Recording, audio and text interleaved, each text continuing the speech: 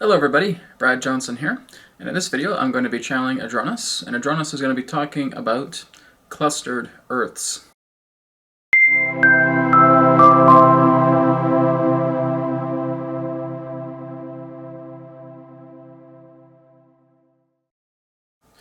Now again, there has been much speculation as it relates to the nature of your own planet Earth, relating to its own particular design. Throughout your courses of history, many of you have simply seen it in that sense as a flat planet. Some have also seen it in the idea of a hollow planet. Some, in regards to your modern science, simply sees it as a particular ball floating within your cosmos, to where there is an inner mantle, a core at the center of the Earth, liquid magma all around. Well, we would basically say that in totality, all three of these are incorrect.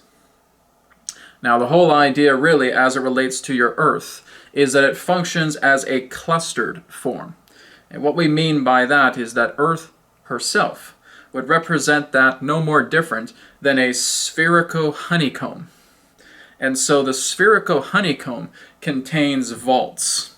As you look inside your Earth, that can be accessible through portals, that can be accessible through caves, caverns, that can be accessible in regards to inner trenches. These particular forms of structures that exist within your planet are, in that sense, clusters themselves, vaults, or cells that you would see within a honeycomb. And that the large vaults that exist within your planet can span dozens or even hundreds of miles, based upon the vaults in question.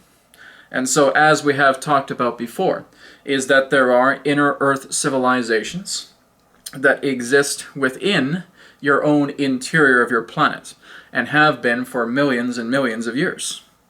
And these particular races that exist within your planet internally have cultivated, you would say, habitats or cities.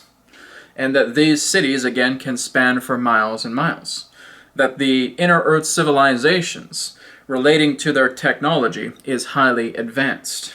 And that they are able to create what you would consider to be artificial suns, or, again, technology that acts as a sun within your own Earth.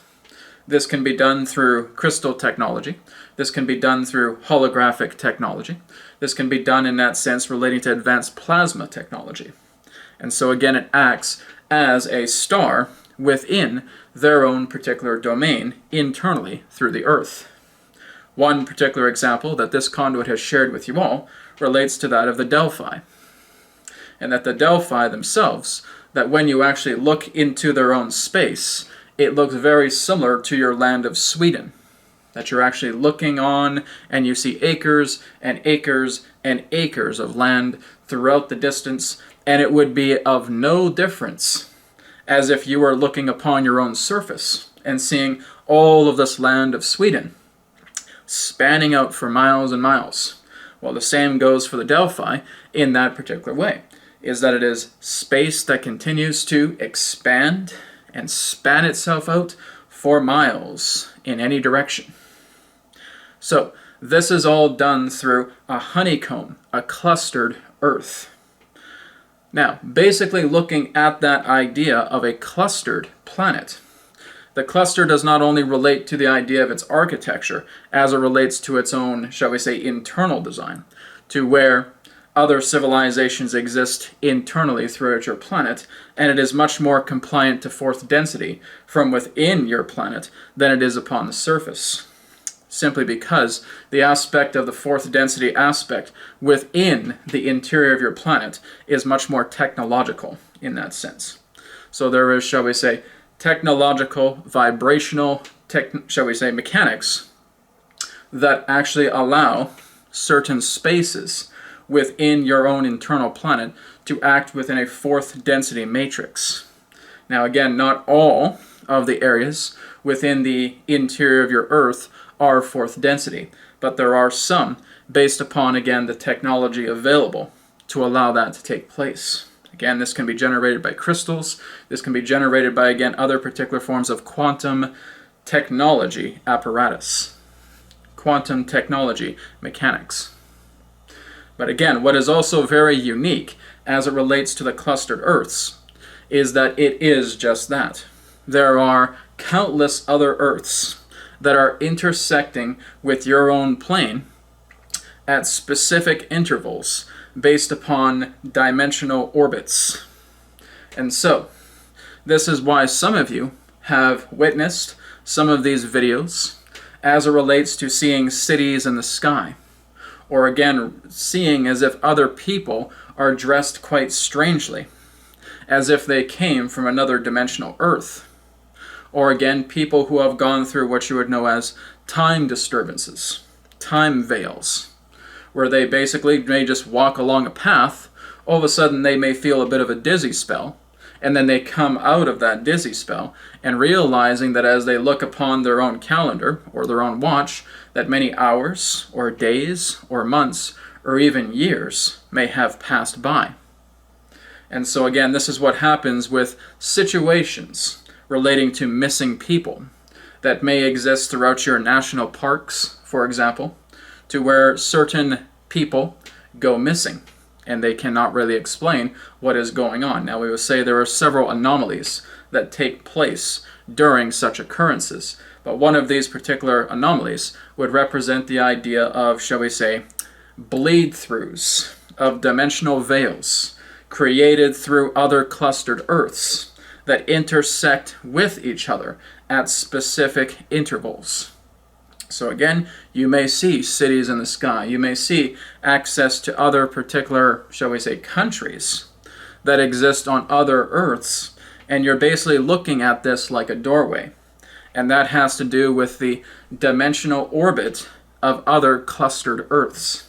So as the Earth herself is clustered, all the other probable Earths that exist within your matrix of planetary understanding, your matrix of planetary experiences, can intersect each other. They are moving around each other in specific orbits. Now, this will intensify more and more as you move up from third density to fourth density, simply because the veils are starting to thin. And because the veils are starting to thin, the veils that once, shall we say, disguised, for the lack of a better term, other particular planetary dimensions are now starting to fall. And as they're starting to fall, you're noticing again that these dimensional veils through other clustered Earths are intersecting together with your plane. Now, some of these doorways can be many miles wide. Some can, in that sense, be up to about 6 inches wide. Some can be several feet. Some can be several meters. It all depends in regards to the veils or the pockets that exist upon your planet to representing that of an intersection. And so these dimensional bleed-throughs take place through other Earths that are, again, intersecting together with your world. There are those in that sense who see other particular creatures that you swore do not exist upon your own planet. Some of them may represent dinosaurs. Some may represent, again, other particular types of prehistoric animals. Some may represent creatures that are bipedal that you swore never existed on Earth. It's because many of them don't. They can exist within the inner Earth, yes. Some of them can decide to come to the surface at certain times. But there can also be other creatures existing in other dimensional veils that do at times intersect together with this Earth and therefore have this, shall we say, small void of time, a pocket of time rather, to where they're able to interact together with your own space. They too may be quite impressed with the idea of how they've actually come onto your plane, again only existing that can be, shall we say, a matter of seconds, a matter of minutes, a matter of days, weeks, months, or even years, depending upon the orbits of the dimensional bleed-throughs. So again, your Earth is rich as it pertains to other phenomena that can exist extra-dimensionally, we will say, It's not just about the idea of inner Earth civilizations. It's not just the idea of extraterrestrials, but it is the other idea, really, that you are able to interact at specific times and at specific places with these particular dimensional beings or dimensional locations that are showing up in certain areas of your planet at specific times. Now, there are really no forms of charts relating to the idea of intersections that can take place, because it's no more different than how you're understanding the orbits of your own planet. But again, you're looking at thousands, millions, billions, trillions of Earths all intersecting each other. In fact, it is quite common for you to experience some small encounter, at least, pertaining to other dimensional Earths that will intersect. Because we would basically say that almost every space, every area upon your planet is compromised to the idea of these interdimensional bleed-throughs. That's simply how the orbits work, relating to that idea. But again, these particular planets exist in coherency of relationships, in coherency of your own collectives, that are actually allowing these particular spaces, these dimensional bleed-throughs to happen at specific points at specific times. They all just run together with magnetic coherency, no more different than how you are becoming coherent with certain people, places, events, and things. These worlds themselves form through relationship certain aspects of, shall we say, connection as they pass through these orbits and have these dimensional bleed-throughs with you. So, the whole key here in that sense is that if you do notice that there are dimensional bleed-throughs taking place, simply just observe what you are able to discover. Again, if you feel that you pass through a bleed-through and you notice that there is missing time, again, you're not going crazy. This can happen.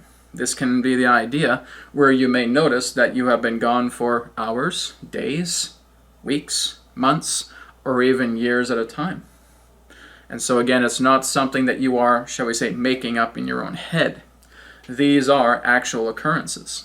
And so again, this does happen. And the more that you accept that these things happen, the more that you can open yourself up into particular study of these dimensional phenomena. Because as they become studied more, you may very well be able to create interdimensional maps as it relates to these occurrences through documentation. Therefore, you educate others by looking into these understandings. So, yes, it is certainly possible that other parallel Earths leak in between areas, zones of your own Earth for a certain amount of time, just as how your planets orbit your own sun.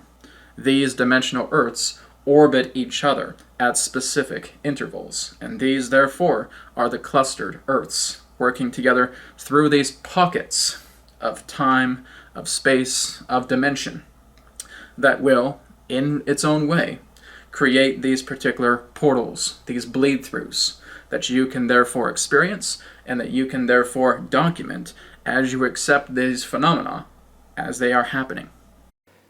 Thank you, everybody, for tuning in to New Earth Teachings YouTube channel. Please feel free to visit our website, newearthteachings.com, private sessions, digital courses, blog, free media, and a lot more. Again, newearthteachings.com. Thank you so much, and I look forward to speaking to you again in the next video. Take care.